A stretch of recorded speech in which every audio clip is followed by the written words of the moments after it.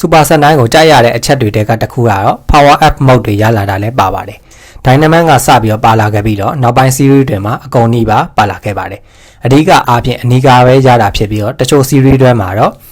အဖွဲလိုက်တချို့မှာဆိုရင်လည်း6 Ranger အသီးသန့်ရကြတာမျိုးလည်းရှိပါတယ်။များသောအားဖြင့် series ရဲ့အလဲသို့မဟုတ် Tag Up လောက်မှာရလာတကြဖြစ်ပါတယ်။ series ထဲမှာ Power Up ဖြစ်သွားတာရှိတယ်လို့တချို့ကြလည်း cross over movie ထဲမှာမှရကြတာလည်းရှိပါတယ်။ဒီဗီဒီယိုထဲမှာတော့ကျွန်တော်အမြင်ထဲမှာလှလဲလှမိုက်လဲမိုက်တဲ့ Power Up Form 5မျိုးကိုပြောပြသွားမှာဖြစ်ပါတယ်။နံပါတ်5အနေနဲ့ကတော့ Kin Kuwakata Oja Kuwakata Oja ရဲ့အဓိက Power Up Form ဖြစ်ပြီးတော့ Oja Crown နဲ့တွဲသုံးရတာဖြစ်ပါတယ်။ကနဦးမှာတော့အကုတ်ဖြစ်သူ Rakula ကသုံးခဲ့ပေမဲ့နောက်ပိုင်းမှာ Gear ကပဲတောက်လျှောက်အသုံးပြုသွားခဲ့တာပါ။လက်နက်အနေနဲ့ဆိုရင်လည်း Oja Crownless နဲ့ TRE က share ကြီးပါပဲ။ပုံစံရဆိုလဲရွှေရောင်ဆိုတော့ဘရင်ရဲ့ contract နဲ့တကယ်ကို light pad တင်တယ်လှပါတယ်။အစွမ်းဆိုရင်လည်းရခင်ခတ်တဲ့ပိုချမ်းပို့ပြီးတော့တတ်မှလာပါတယ်။နံပါတ်4 Gordon Momotaro Don Momotaro ရဲ့ upgraded form ဖြစ်ပြီးတော့ Omikoshi Phoenix နဲ့ပေါင်းဆက်ထားတာဖြစ်ပါတယ်။ပုံစံရဆိုရင်လည်းလှပါတယ်။အစွမ်းအနေနဲ့ဆိုရင်လည်း Nego တဲကကျန်းနေတဲ့ဘဲကို power up လုပ်လိုက်တော့တကယ်ကိုလုံးဝ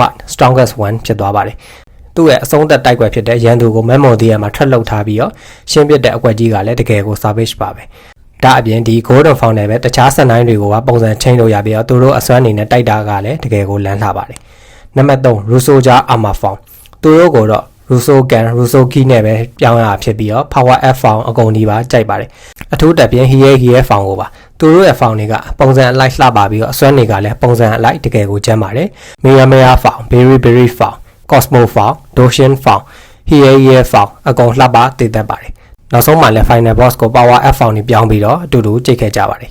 နံပါတ်2က Dagger Ranger SWAT Mode SWAT Special Weapons and Tactics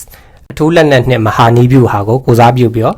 SP license နဲ့ပြောင်းရတာဖြစ်ပါတယ်ဒီ revolver တနက်နဲ့အဓိကထားတိုက်ခိုက်ရတာဖြစ်ပြီးတော့ကာယာရောညာနာရောတေချာ train လာခဲ့တာဖြစ်လို့အရင်ကထက်ပိုကျန်းပိုတော်လာကြပါတယ်အဖွဲလိုက်လောက်ဆောင်ရမှာလည်းပိုပြီးတော့ကန့်ကြီးအပေးယူတွေမျှလာခဲ့ကြပါတယ်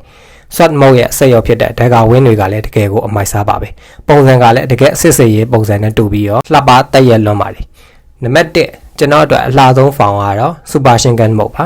Super Disc ကို Inomaru နဲ့တွဲသုံးရတာဖြစ်ပြီးတော့ပုံစံကတကယ်ကိုလှပါတယ်ဝေးယုံလိုကုတ်လိုပုံစံဖြစ်ပြီးတော့သူ့အနေထားက Samurai အငွေးတက်နဲ့လည်း live ဖက်လာပါတယ်အစွမ်းနေနဲ့ဆိုရင်လည်း KR ထဲမှာပါပါ Vox ကို Shinkenmaru နဲ့တွဲသုံးပြီးတော့ Strength Speed Mobility Durability ရှက်တက်လာပါတယ်ဒါအပြင်